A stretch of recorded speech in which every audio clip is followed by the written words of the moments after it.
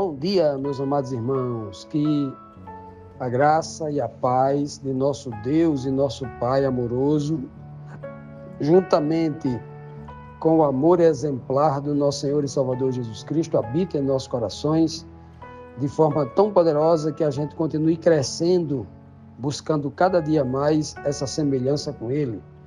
Meus amados, vamos aqui começar uma nova lição, juntamente aqui no início dessa nova semana. Vamos entrar na lição 15 do livro do profeta Isaías. Tem como título, O Senhor abençoa. Na semana passada, nós estudamos que o Senhor observa, o Senhor olha dos altos céus. Agora ele abençoa, né? Isaías 19, versículo 25, é o verso síntese, que diz assim: porque o Senhor dos exércitos os abençoará, dizendo: bendito seja o Egito, meu povo, e a Assíria, obra de minhas mãos, e Israel, minha herança. Que coisa, né? Vejam só, meus irmãos, que linguagem linda, maravilhosa esse texto aqui de Isaías 19, 25. Porque nós lemos, desde os capítulos anteriores, que o Senhor disse que iria castigar o rei da Assíria, aqui no caso Babilônia, né? O rei da Assíria, os seus exércitos virariam cinzas, todo o povo seria julgado, choraria, não restaria nada, né? Depois a gente foi para Israel, juntamente com Síria, né? Que também o Senhor julgaria e não sobraria nada. Depois, né, no capítulo 18 da semana que passou, nós vimos o Senhor julgando o Egito também, de forma que não sobraria nada, né? Assim, queimaria tudo. E desses três povos, tanto da Síria, quanto de Israel, quanto do Egito, o Senhor sempre fala que vai tirar um remanescente. O que vai sobrar lá da Síria era apenas alguns. Deus retiraria como seu povo, retornaria para o seu seio, para a sua terra, para o seu convívio. Sempre é assim. Então, quando ele diz aqui, bendito seja o Egito, ele não está falando de toda a população egípcia. Ele não está falando da etnia dos egípcios. Ele não está falando do país, da terra, nação do Egito. Não. Ele está falando daqueles que ele conseguiu resgatar do meio dos egípcios como remanescente. Da mesma forma é o que ele está falando aqui com a Assíria e da mesma forma é o que ele está falando aqui com Israel. Sempre que Deus misturou o povo dele com outra nação, ele resgatou remanescente lá da outra nação. Quando o povo saiu do Egito, lá pela abertura do Mar Vermelho, né?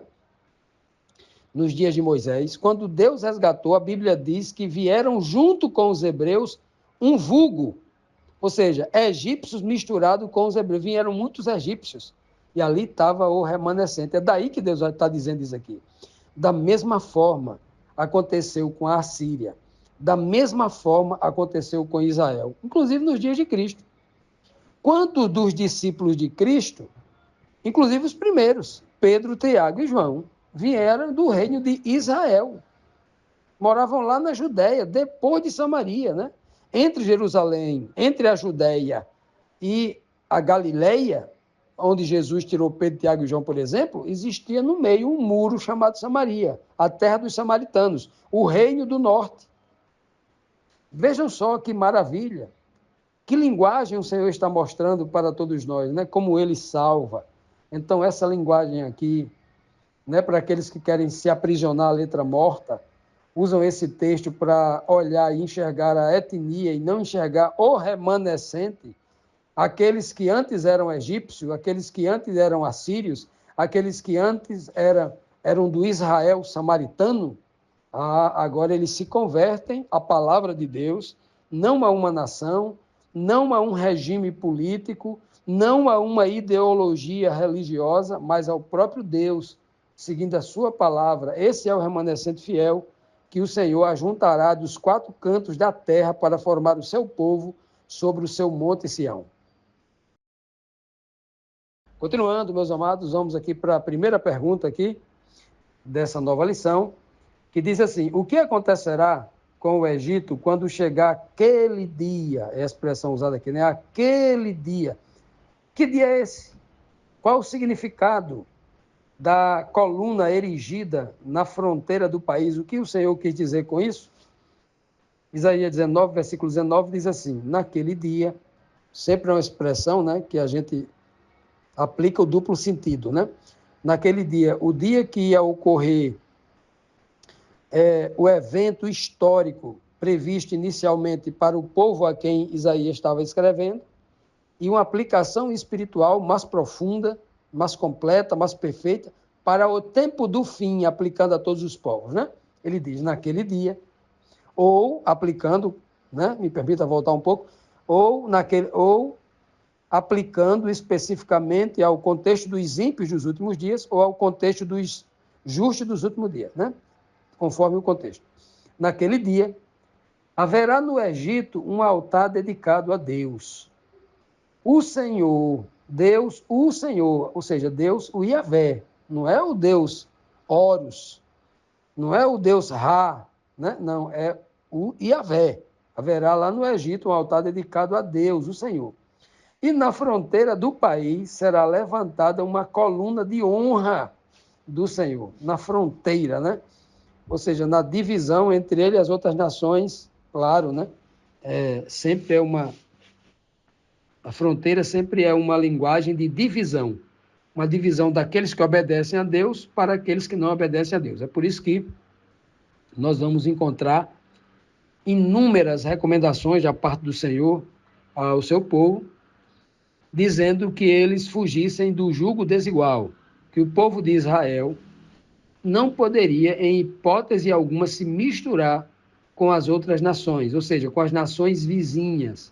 Se misturar em todos os sentidos, não fazer negócio, não receber as filhas dele em casamento, nem dar os seus filhos ou filhas em casamento, não seguir os seus costumes, para evitar não seguir ou servir os seus deuses, seus falsos deuses, né? Então, sempre houve essa preocupação, escrito não só nos livros, no Pentateuco, lá na Torá, mas em todos os livros dos profetas vem essa recomendação assim muito recorrente. O Senhor sempre repetindo praticamente a mesma coisa para que o povo não se esquecesse desse princípio de segurança, né? De segurança para que o povo não caísse em apostasia e na idolatria, que era um pecado terrível. Todo mundo pagava muito caro com o pecado da idolatria, né? É por isso que ele diz, ó, naquele dia, no Egito, um altar seria dedicado a Deus. Ora, quando foi que lá no Egito houve um altar dedicado a Deus? Aqui, 600 anos antes de Cristo, após isso, após Isaías. Nem no passado foi.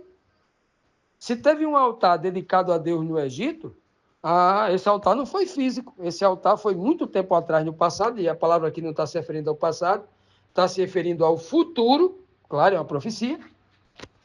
E no passado, né, o único altar que foi erigido no Egito a Deus lá foi o coração de José. Estava no coração de José, até porque o verdadeiro altar que Deus frequenta é o nosso coração. O próprio Cristo vai ensinar isso, Paulo, de forma abundante, né? Lá em 1 Coríntios 3,16, Paulo vai dizer que nós somos o templo do Espírito Santo e o altar está dentro do templo. Ora, o altar onde Deus frequenta, um altar de onde se adora a Deus com verdadeiro sacrifício, é o coração. São com as emoções, são com os pensamentos puros. É dali que sai a verdadeira adoração. Né? Lá em Coríntios 6, versículo 12, ele vai repetir. Por acaso vocês não sabem, vocês não já aprenderam que a vossa mente, o vosso corpo, a vossa mente, né, falando a mente, é o templo do Espírito Santo de Deus que habita em vós? Então, Paulo vai dizer verdadeiro altar. Então, quando ele diz que no Egito vai ser dedicado um altar no futuro, no meio deste planeta, o Senhor edificaria um altar, e esse altar era o coração de Jesus Cristo, o templo máximo, o templo exemplar, o templo modelo, para que todos nós copiemos esse exemplo de Cristo. Né? Ele, Jesus Cristo, é o verdadeiro templo. É tanto que ele chegou para o sumo sacerdote e falou assim: derrubem este templo, ou seja, tirem a vida deste meu corpo, matem este corpo aqui, e ele será reedificado em 3 dias. Em 3 dias ele ressuscitou e se tornou a habitação plena, absoluta do Espírito de Deus, do Deus, né? Do Deus poderoso, né? A Bíblia diz que nele habita a plenitude da divindade. Cristo tornou-se a habitação da divindade na sua forma espiritual plena e absoluta. Né? Está lá em Filipenses, né? Em Colossenses. Cristo tornou-se, nele habita, né? Colossenses acho que é 1,9 ou 2,9, não estou lembrado aqui. Nele habita a plenitude da divindade. Olha que maravilha. Então, Cristo, né? Era este Egito aqui, é uma tipologia do planeta Terra. No Apocalipse nós vamos encontrar assim, o Egito como fosse o planeta Terra e os hebreus dentro lá do Egito, quando foram escravizados por 430 anos, é um exemplo do povo de Deus vivendo no meio do planeta Terra, sendo uma luz para este povo. Isso se repete dentro de Babilônia, isso se repete dentro de Roma. Isso vai se repetindo ao longo do tempo. É por isso que no final dos tempos, Deus arregimentará, chamará o seu povo espalhado por toda a terra, que no Apocalipse é chamado de Babilônia, que é uma forma moderna de chamar o Egito, né?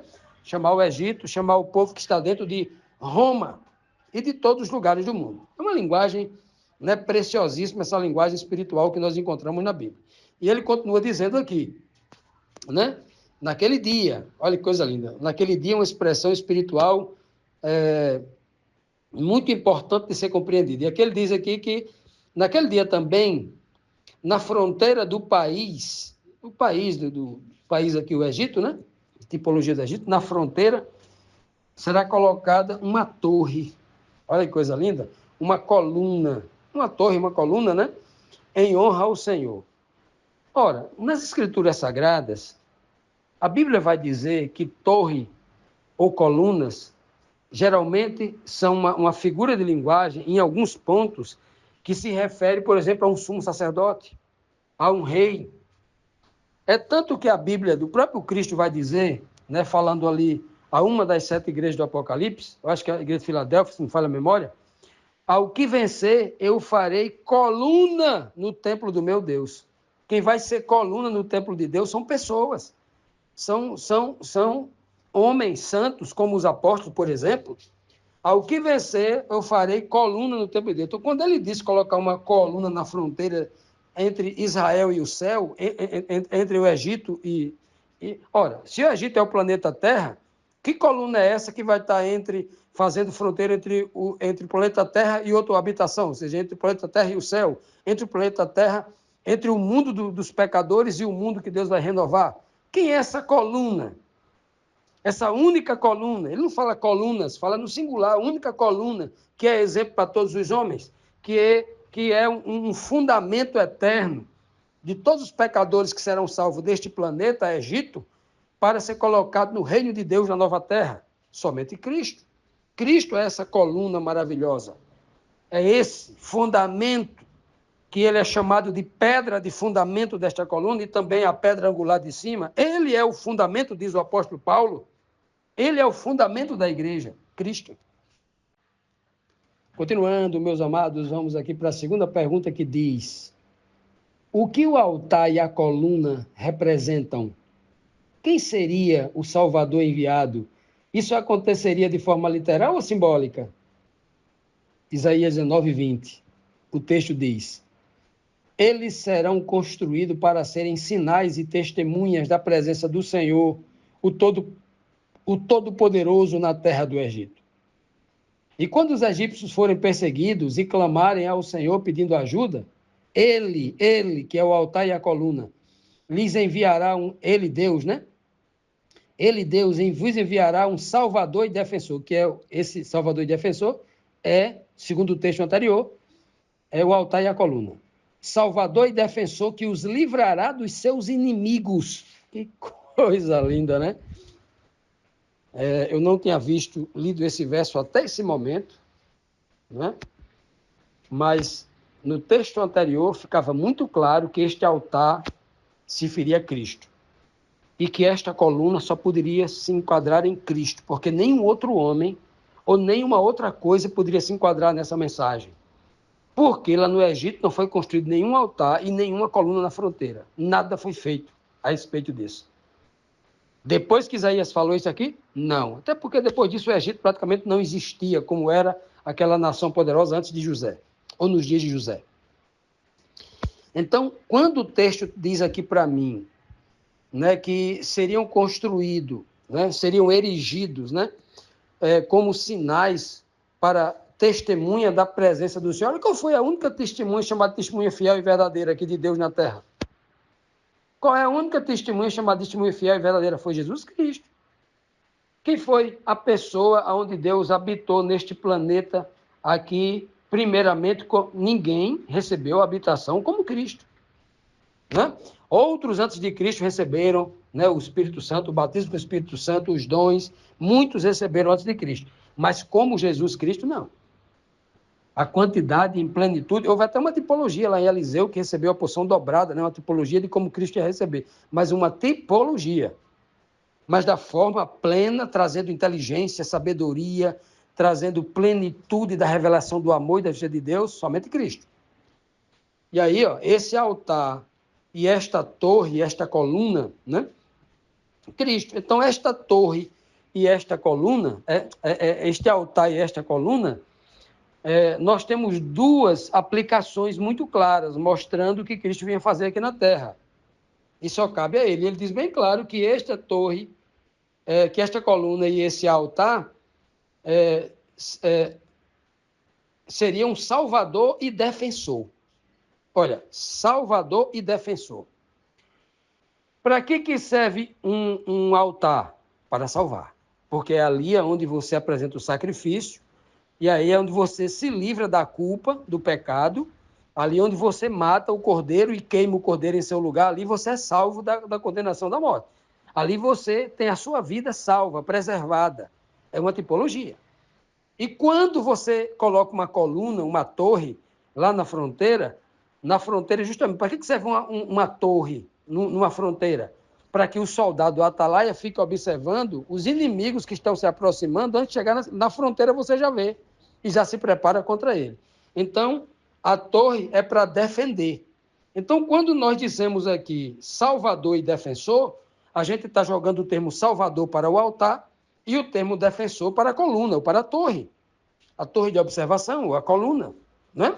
Olha que texto maravilhoso, olha que linguagem riquíssima está sendo usada aqui pelo profeta Isaías para nos ensinar o verdadeiro plano de Deus para com o seu povo, né? Eu imagino que essa linguagem aqui, até hoje, né, deve ter cegado quantos judeus presos à letra morta, né? Metido a rabinos, metido a sábios, que não conseguiam enxergar que Deus não estava falando de um altar literal, que Deus não estava falando de uma coluna ou uma torre literal, mas estava usando linguagens para que ele compreendesse o que era salvação e o que era segurança, que só vem do Senhor, a salvação e a segurança. Mas para aquele povo duro de coração, que só compreendia as coisas, vendo as coisas físicas, tocando nas coisas físicas, aí Deus fala de coisas físicas, para ver se eles entendem essa linguagem riquíssima, essa linguagem espiritual riquíssima. É por isso que Paulo diz que as coisas espirituais só podem ser discernidas espiritualmente. O homem espiritual consegue discernir tudo, mas ele não consegue ser discernido por ninguém, somente por outro espírito, por outra pessoa que tem o mesmo espírito, melhor dizendo, né? Meu Deus, que lindeza esse verso aqui, né? Diz que eles serão construídos por quê? Porque é Deus quem constrói, né? Esse Jesus Cristo que nós conhecemos, o Filho do Homem, o Filho de Deus, maravilhoso, é aquele que Deus, entre aspas, constrói para nós. Através dele, Deus constrói a salvação. Através de Cristo, Deus constrói a segurança, que vem pela luz do Evangelho, pela luz da verdade, né? Isso é o que significa construir, né? Não que Jesus seja um edifício literal, que Deus vai colocar pedra por pedra, nada disso.